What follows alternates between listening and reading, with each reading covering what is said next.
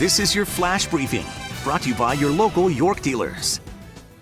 This morning, we're closely monitoring a winter storm that's set to move in overnight. Let's get over to Storm Track 5 meteorologist Aaron Little. The cold is our weather story for your Thursday. Right now, we have wind chills close to 0 across our area. As you're moving into that morning routine, getting the kids out the door this morning, temperatures are in the teens, and we're going to stay below normal for today with a high of just 29 degrees. All eyes looking ahead to this next winter storm. It'll be dry today through the time you go to bed tonight. Overnight tomorrow morning, winter mess moves in. Remember, you can keep an eye on that storm as it moves in with the Storm Track 5 weather app. It is free to download.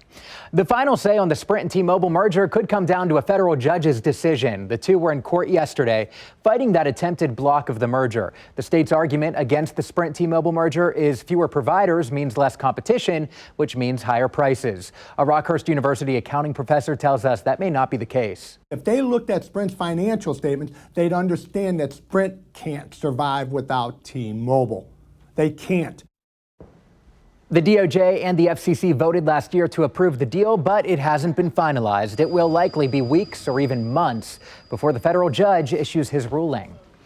For weeks now, we have been showing you scenes like this one out of Australia. They look like the wildfires have left damage throughout really the entire country. Now Australia is receiving a bit of hope this morning in the form of thunderstorms, but that hope may not be long-lived. Forecasters say it's not clear yet if the rain will fall where it's needed most in the coming days. And on top of that, some of those thunderstorms have sparked new fires due to lightning.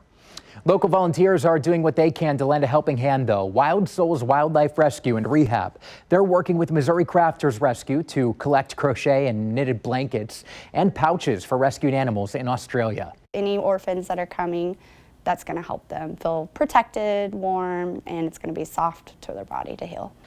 South Australia has already lost more than 50% of their koala population. People with the Kansas City Zoo, they're also lending a helping hand to those in Australia. They've raised almost $24,000 for relief and rehab. This all began with a $5,000 donation from the zoo's conservation fund. Now, if you'd like to give or help out, a link to their Facebook fundraiser can be found on this story. Just open your KCTV5 News app. Turn to KCTV5 News for the latest updates. This is your personalized flash briefing, because KCTV5 News stands for you. Brought to you by your local York dealers. Heating and cooling products built in the Midwest.